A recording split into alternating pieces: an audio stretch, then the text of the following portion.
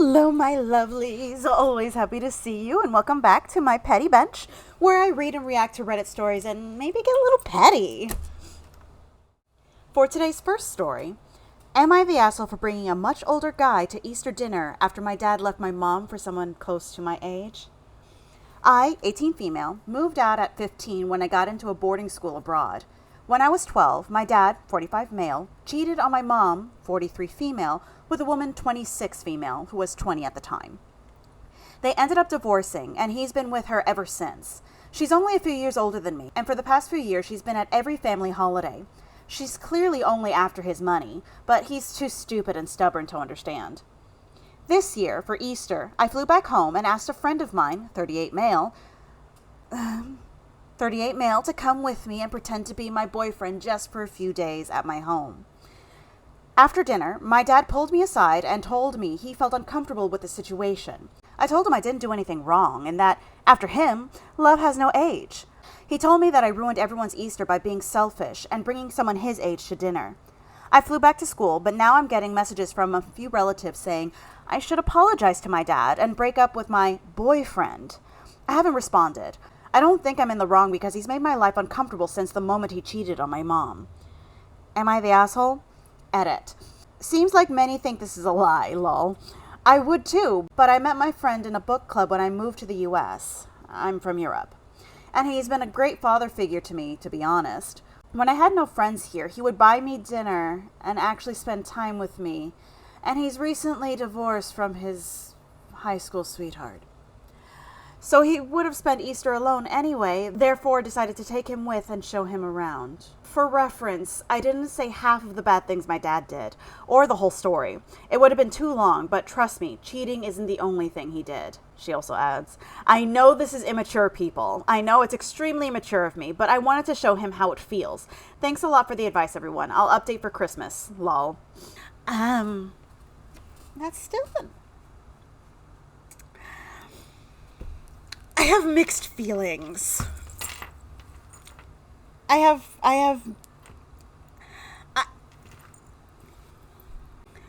mixed feelings about this one. And it has nothing to do with the story. I mean, it does have something to do with the story. Do I think Girly Pop is an asshole? Not really. I mean, yes, this is absolutely petty. And I love it. I truly love it. However, I would also be a little uncomfortable. I also would be a little uncomfortable with this gentleman taking interest in you because you have no one, no support system, buying you dinner and essentially taking you out on dates and,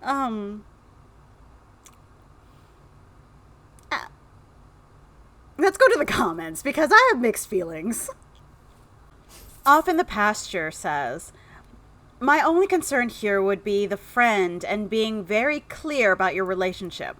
A recently divorced man is a confused and stupid thing and may interpret a woman's attention in unpredictable ways. Source, I was once a recently divorced man. Yes, that is a good source. Beyond that, potential concern. No, you did well, because petty. Adorable Cost responds, you think? He's a close friend and I never thought how he would feel. I was glad he accepted when I asked. Thanks for that view, though. I was so focused on my dad to think about him. Should I ask him, or what do you think I should do? I have absolutely no interest in him whatsoever. Off in the Pasture responds to OP saying, just be honest. It's not a major concern, but it was the only negative I could think of. A recently divorced man traveling to meet someone else's family is a bold decision, so it made me wonder. Me too. I am not thinking it's a big deal or something to be overly concerned about, and I certainly have no idea what he's actually thought of the situation. Just be mindful when talking to him. He's got feelings and they will be raw and fluid at the moment, and he may struggle to place them. A friend is a great thing for him to have. Edit to add, it is in no way your responsibility to manage his emotions. I'm more giving you the heads up. I like this poster. I like him. He's smart. He perfectly, succinctly went over what made me a little uncomfy. Maleficent Row 2249 says, in the nicest way possible, keep grooming in the back of your mind and make sure you can always say no to him in every way. If you feel compelled to change your plans, put your own feelings on the back burner out of concern for hurting his feelings, take it as the glaring red flag that it is. If this near 40s man asks you out anytime within the next 5 years, he was waiting for a chance. He could be just a great guy and a true paternal figure, but real life statistics are side-eyeing this situation. He found a young, lonely girl far away from her family, decided to spend time with her and buy her dinner, and also disclose his personal marital problems to her. You can see what this looks like, I hope. Do not feel pressured to do what he says in order to look more mature in his eyes. Don't stop hanging out with your friends just to appease him because he doesn't like them for whatever reason. And please try to make some more friends, female and male, your own age. Please be careful, that's all I'm saying. The world isn't always fair for young women, and it can be really difficult, practically, physically, and or emotionally, once you are already trapped. Quick tips. If he ever starts comparing you to other girls or even older women, especially by praising your maturity and intelligence, reduce contact with him immediately. If he ever starts hinting, implying compliments about your appearance, no matter how nice or flattering it may be, take a step back. If he ever discusses porn with you in any way, drop his ass because he has no business trying to creepy flirt with girls young enough to be his daughter. OP responds to that, oh wow, I never thought of that. I'll keep that in mind, but I surely hope that's not the case. He was truly there for me when I was all alone. The thing is that recently I've managed to make more friends, but he's never tried to distance me or something. But yeah, thank you for that view. That makes me feel a little bit better that I'm not the only one that's uncomfy. So let's see if we can find a comment that, addresses the actual issue instead of the glaring red flags, because I love the petty plan. I would have liked for her to just choose a friend that looks older than he is.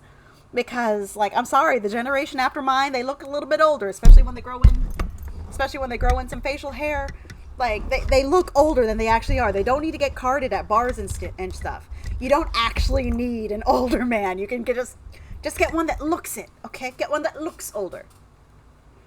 I mean, eventually they'll probably realize that it's a kid, but at first glance, that initial uncomfiness, that's really what you're after. The uncomfiness without the actual danger, or without the actual potential of danger. Sunderkin says, it's not that immature. You held a mirror up to your father, and I like that it was fake because it really rams the point home. I personally don't have much in common with my daughter's friends. I find it very awkward to talk to them, and in addition, I'm head over heels in love with my wife. So I just couldn't visualize doing this, ever. I don't know why guys do this, even if I was divorced, God forbid. I would date within 5 years of my age, and it would go up and down. OP responds to this, yes, that's the mindset. I hope I'll find somebody like that too. I don't want to end up like my dad and mom. Have a great day.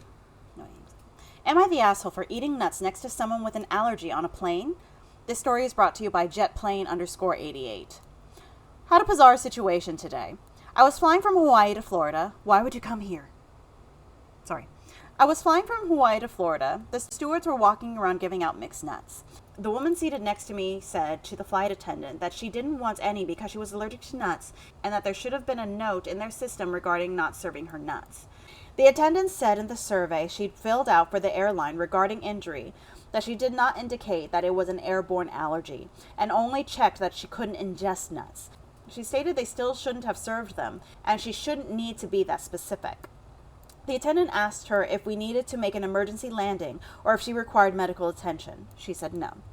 The woman asked me if I could not eat the mixed nuts. Everyone around us had open plastic cups of nuts. I told her I wasn't sure how my eating them or not would help her in this situation. She said it was just a courtesy. I told her, truthfully, I hadn't eaten at all yet and needed to have something in my stomach to take a medication.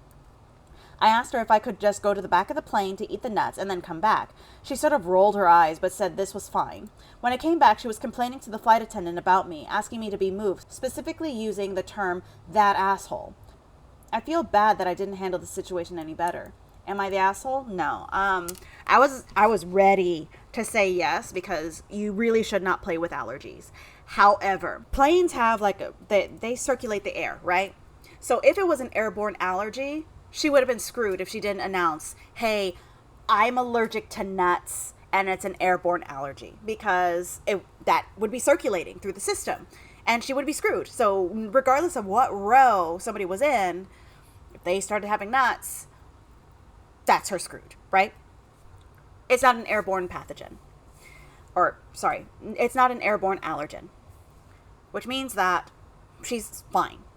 The offer to eat them elsewhere, that is more than enough. That is more than enough to be courteous, to make sure that there's nothing that, like, let's say you chew with your mouth open, for example, and it just like flies out of your mouth and somehow gets onto her food and she eats it. That is a possibility for cross-contamination. You moved. You ate the nuts, and then you came back. That was the extent of it. You did everything within your power on an enclosed flying vehicle. I mean, what did she want you to do? Grab a parachute, jump out the airlock, and have your nuts that way? No.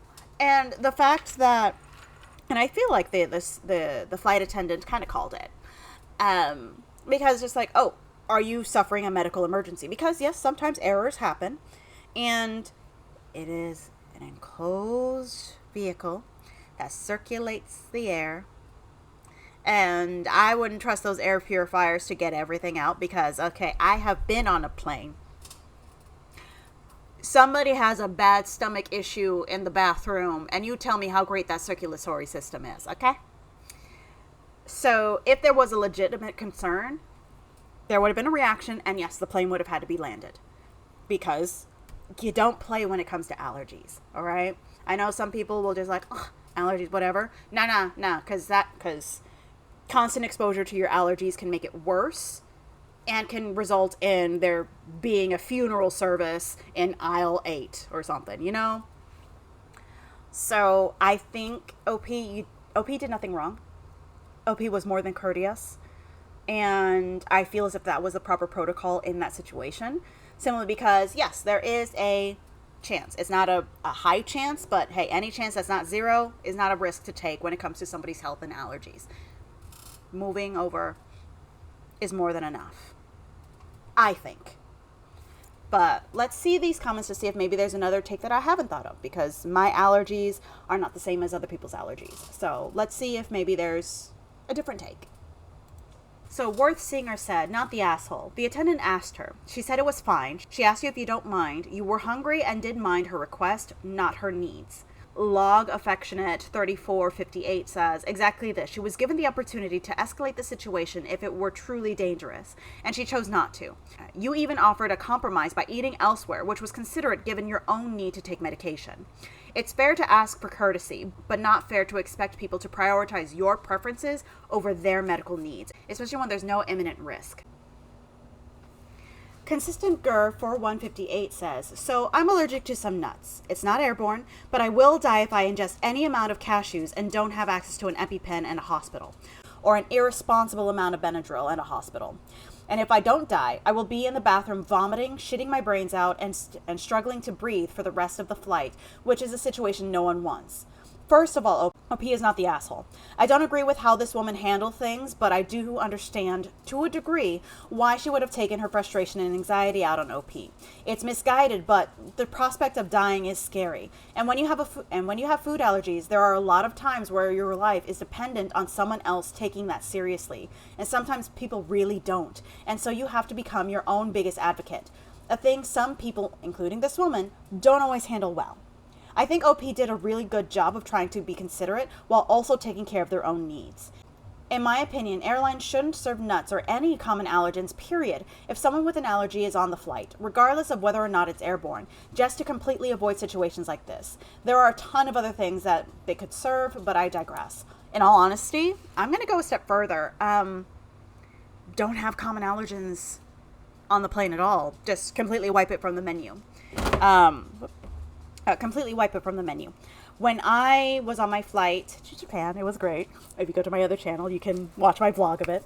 But anywho, when I was on the flight, they did give in-flight snacks. And one of the things that they had were these like little biscuits, little cracker-like things, right? Those were a good alternative. Granted, Air Canada tried to poison me with how bad the food was. But there are options. Like, you don't have to have food with an allergen. I understand that, yes, especially for long flights, you do need food available. So if you can avoid the common allergens, do so. I honestly don't think it's a risk worth taking. I mean, I understand airlines are a multi-billion-dollar industry. They can afford, as terrible as it sounds, they can afford the payout for a tragedy. However, why risk it? I don't think you should have. I think that we currently have alternatives available to us to avoid having allergens, so it be the only option for our snacks. You know what I mean? Different Guest 5407 says, not the asshole. You were kind enough in moving to eat the nuts. If it was a serious airborne allergy, then firstly, why the hell didn't she tell the airline? And secondly, why the hell were you the only one she kicked off about when everyone else around her were also eating them? To this, Beth21286 responds, if it were airborne, she'd already be reaching for her EpiPen before the first person was served. My sister-in-law has a nut allergy, and you do not play with that shit. To that, Something Dreams 1190 says, I have several very severe food allergies, including to nuts. The airborne aspect from that I'll call nut dust, they're a cheeky one, really isn't that significant. Think more like an allergic reaction to environmental factors rather than the typical anaphylactic reaction to ingested food. The real problem arises when your allergens are aerosolized, like with steam when cooked. That being said, I would certainly be concerned about the nuts. Having a shell fall on me or the person touching things in our shared space, like the armrest, would likely cause me to break out in hives. Very unpleasant, but minimally life-threatening. I fly fairly often for work, so I've been in a similar situation. I calmly explain my situation, ask them to be careful, and offer them wipes if they do decide to eat the nuts. Thankfully, I've gotten lucky, and they just decided to get cookies and crackers instead. See, but I will say that does kind of lend credence to my previous statement that why take the risk? I do think airlines, if possible, I think it's possible, but I'm not fully knowledgeable on this. If possible, I genuinely think that they shouldn't have common allergens as an option for food on a plane. That's just me. Let me know in the comments if you think the same, and let's move on to the next story, shall we? So to wrap up this episode, I just saw this hilarious Am I the Asshole post.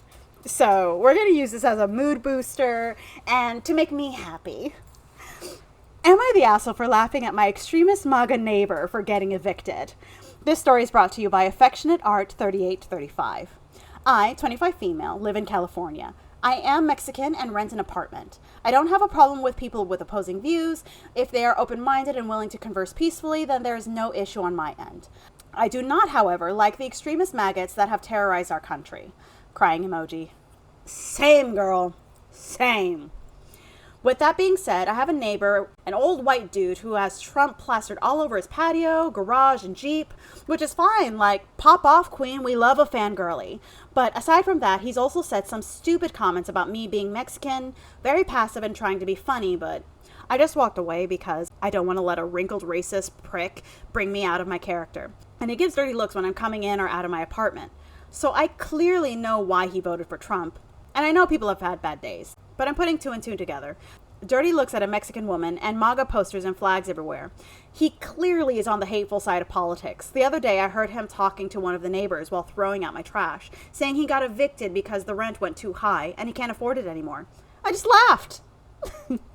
Of course they started to stare, but I just walked away because the irony of voting for a man who wants to cut and force all sorts of acts, bills, regulations that are going to be costly for most Americans, and he's getting evicted. Come on. I told my boyfriend about this, and he says it's messed up to laugh at him for getting evicted, but I don't care. He supports a fraud, grapist, blubber body. Oh, this is poetry. This is poetry. I'm sorry. This is poetry. Can I get this slogan on a sticker? He supports a fraud, grapist, blubber body bigot who has no morals. So no, I don't feel bad. And you shouldn't, queen. You shouldn't, because he deserved it. I'm sorry. Fafo. Just fuck around and find out. Fafo. Oh, I love it. I'm sorry. No, I'm not sorry. I'm not sorry. Who knows? if you, I try to be as nuanced and open-minded as possible. But when it comes to the maggots,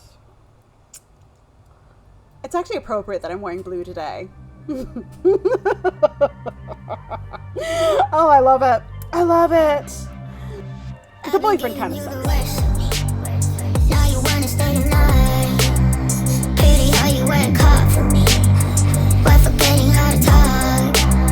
Nah, I don't like no humble beats. Just go and suss it up. Now it's time to marinate. And right after we're done, I like it when you're looking like that. Don't like it when you shit, chat, shit.